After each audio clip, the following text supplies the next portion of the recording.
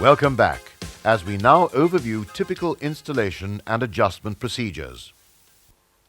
In our demonstration, we shall be replacing the same chain, as was removed earlier, onto our simulator model. However, if you are intending to renew a chain, be sure that the replacement is of the correct pitch, roller diameter, inside width, and length to match your assembly. For demonstration purposes, we shall begin by slackening the adjustable unit and shortening the center distance between sprockets. This should be done, especially if you are fitting a new chain.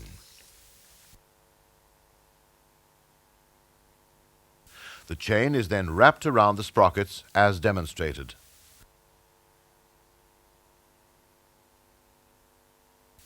Note that the open or loose ends of the chain meet on the furthermost edge of the larger sprocket.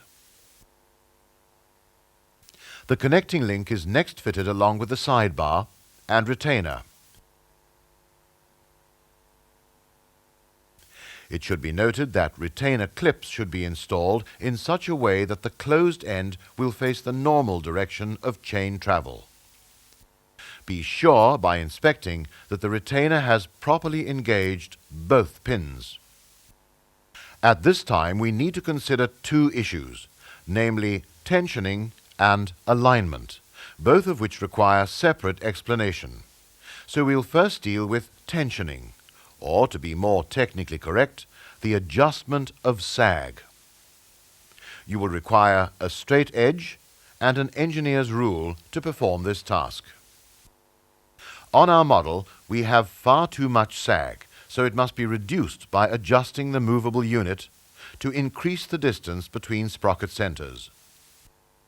Adjusting screws are provided, as seen here, in order to move the adjustable unit.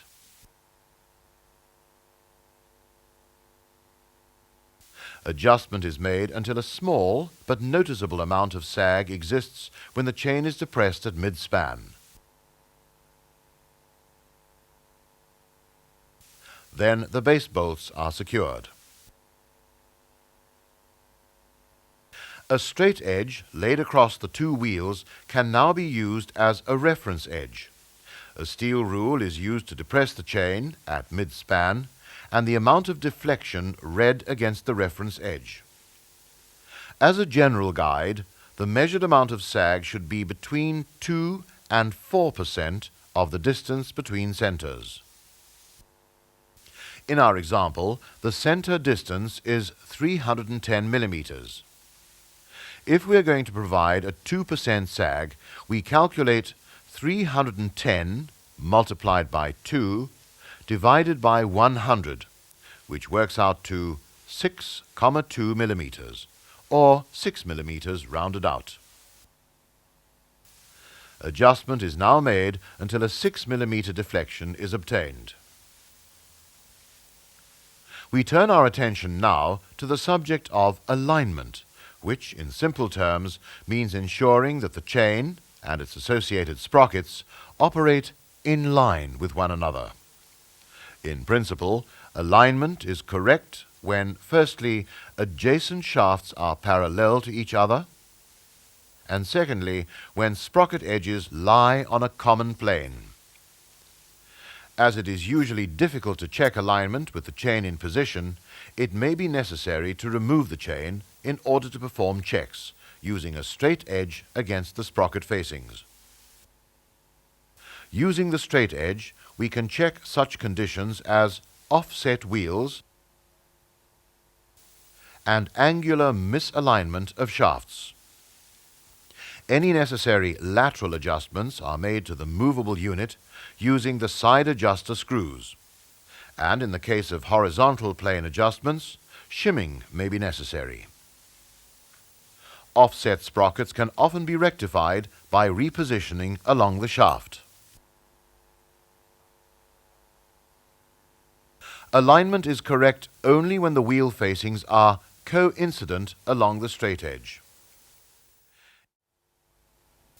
Any error in alignment having been corrected, the chain is then refitted as described earlier, and the sag or slack rechecked.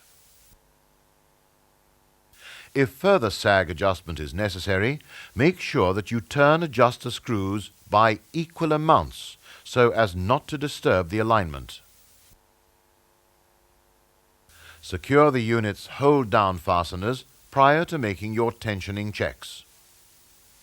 After the break, we'll look at a typical automatic tensioning device adjustment procedure.